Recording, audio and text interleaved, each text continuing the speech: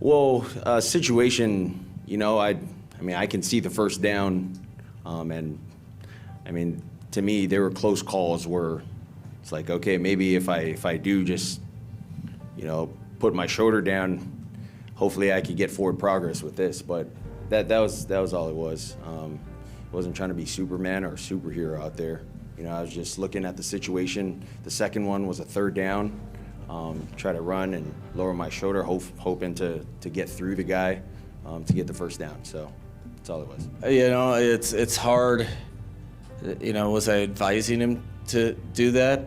I think no. I think he immediately the next series after the first time he did it, he was like, "Coach, I'm sorry. I needed that. I just needed." So I was like, "All right." I'm sorry. I needed that.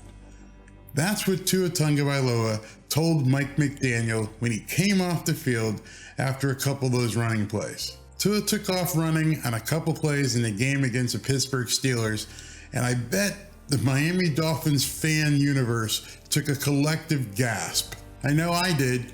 I even criticized him on my live broadcast. At the time, I thought him running and not sliding was a boneheaded play. But it wasn't until I heard that at the post-game presser that I realized what was really happening inside of the mind of Tua Tagovailoa. Coach, I'm sorry, I needed that.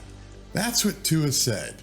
And then when I heard that, something clicked inside of me. Many of us have gone through an incident that has scarred us both physically and mentally. And we had to face our fears if we wanted to move forward, albeit head on like Tua did. A few years ago, country music superstar Tim McGraw released a song called Live Like You Were Dying. The song was based upon family and friends finding out that someone very close to them had a terminal illness and wasn't going to make it. But the twist is the response from the person who had the terminal illness upon finding out the news, how they decided to change your perspective and live life. Ever found yourself in that position?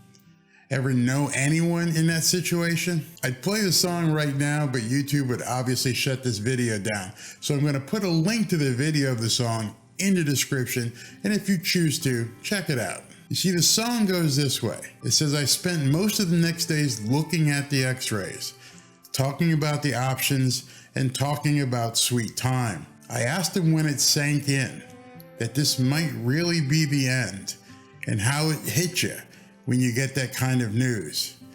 And man, what do you do? And this is what he said. I went skydiving. I went Rocky Mountain climbing. I went 2.7 seconds on a bull named Fu Manchu. And someday I hope you get the chance to live like you were dying. Let me just say right now, I am not at all saying or suggesting that Tua Tagovailoa was near death, but I'm certain over the last few weeks that this young man had to face his own mortality. Have you ever come face to face with your own mortality? What did you do?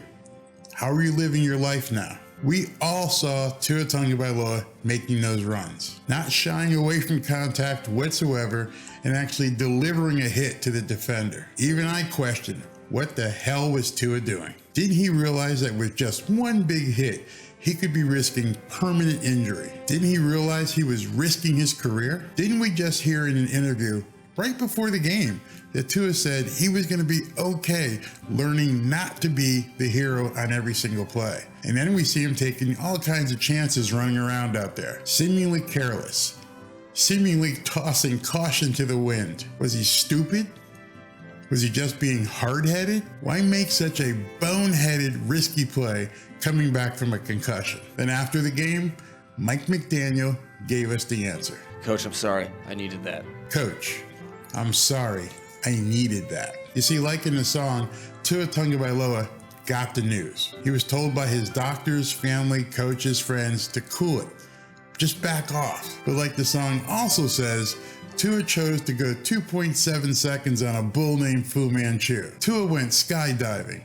Tua went Rocky Mountain climbing. Tua chose to live as if he were dying. Like it or not, Tua Tagovailoa had to know. He had to find out. He had to confirm that he could take a hit. He had to let the fans know he could take a hit. He had to let the league know he just wasn't going to limp back into the game he loved so dearly. Tua had to embody the lyrics of that song. He had to live, he had to play like he was dying. You see, we all just get one chance in this game called life. We either live and compete under our own terms, or we die, metaphorically speaking, under someone else's terms. Tua chose to live life and play the game that he loves under his own terms, and he was prepared to live with the outcome. And that was singularly his choice to make. I applaud him for that. And as the song says, I hope you all realize that tomorrow isn't promised.